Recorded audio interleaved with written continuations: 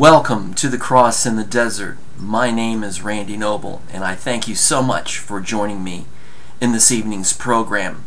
The Cross in the Desert is an internet ministry speaking hope and freedom to Iran. And good evening. I want to talk to you tonight again on some themes of my new book, and this is a cursory glance at the cover. The new book is entitled Tears in a Bottle, Seeing Through Their Eyes. And I'm really excited about this book. I explained last week a little bit about the title. It's from Psalm 56 verse 8, where God talks about how He takes our tears seriously.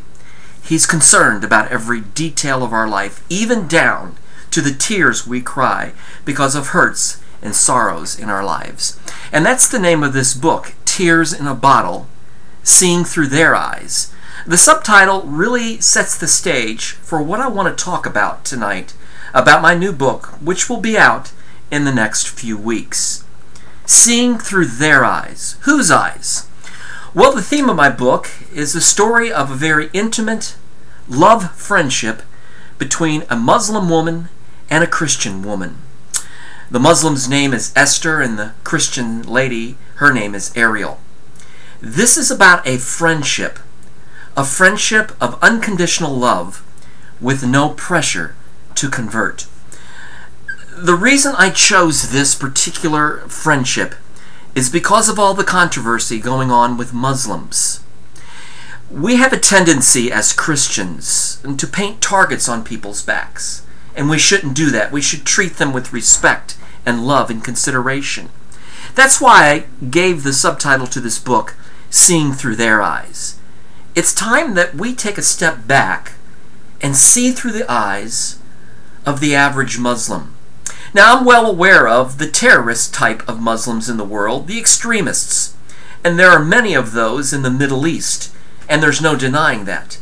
But what I'm trying to say in this book, in Seeing Through Their Eyes, is that we need to look at the heart of the matter.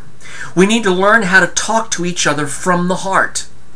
And one of the biggest barriers we have as Christians in dialoguing and talking to Muslims is the subject of 9/11 and the terrorist attacks.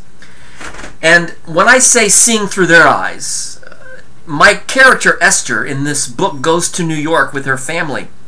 And of course her husband is an abusive husband, so she's living through difficult times already. And when she arrives in New York, she arrives at the point of a controversy, which is an historical controversy, something that really has happened.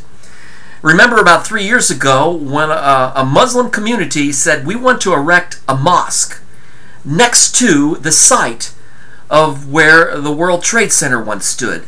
And there is where a memorial is being built. And there was an outrage and a controversy. How can they do this? The building of a mosque looks like the Declaration of Triumph. And so this controversy heated up between the Muslim communities and the Christian communities, and so on. Well, I brought this historical example right into the book to make a point. If we see through the eyes of the average Muslim, Esther, all she sees is discrimination and hatred. Because in her eyes, everyone that looks at her when she wears her hijab, they think of terrorism. And this is one of the biggest barriers that we need to overcome. It's in the context of this book that Esther meets a Christian who does exactly what my book says. She begins to see her world through her eyes. And she loves this Muslim lady unconditionally, with no strings attached. Now, she still shares her Christian faith with her. But that's not the condition of the friendship. She shares it because that's who she is. And so we can learn from this book, one of the reasons I wrote it, is how we can talk to Muslims, how we can treat them with respect. And the big barrier we need to overcome is the barrier that every Muslim is a terrorist. That's a difficult one when we see so many examples in the world of terrorist attacks, death and violence at those that claim to be Muslim or belong to the Islamic faith. What we need to do is look at the average peace-loving Muslim that lives here, that has come here to realize their dreams and doesn't belong to that community, that extremist community, and that's involved in terrorism.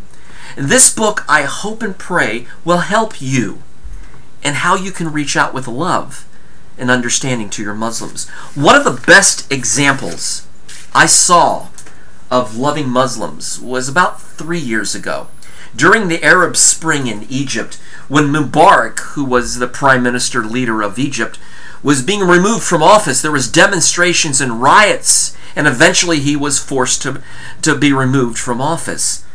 During this time, there was much violence in the streets of Cairo. And I want to read to you the introduction to my book as I describe this climate of what is going on there in Egypt. And so I've entitled this introduction in my book that I want to read to you, A Circle of Love. Jesus says in John chapter 15, verse 13, "There is no greater love than to lay down one's life for one's friends." When we love and lay down our lives for our friends, we are pleasing to God in the ultimate way. This is exactly what Jesus did for you and me. He loved us so much, he was willing to give away his life for his friends. And as I mentioned, there is a beautiful example of this sacrificial love demonstrated in the streets of Cairo 3 years ago. As protesters and angry crowds collided with each other in an outrage over the dictatorship of Mubarak, a group of Egyptian Coptic Christians peacefully displayed a beautiful circle of love. They joined hands with each other and formed a circle of protection around Muslims so they could perform their Friday prayers. This, to me, was one of the most beautiful events I've ever witnessed. Amidst the violence, the anger, and the outrage, a group of Christians were willing to lay down their lives so that their Muslim friends would be protected and have their Friday prayers.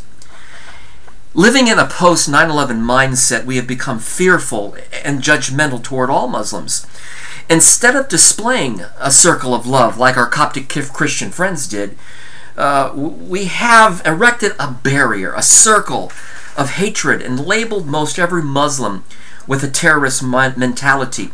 Instead of having personal conversations and interactions between each other, we have allowed the ratings-driven media to shape and decide who we really are. We don't talk to each other and we don't listen from the heart.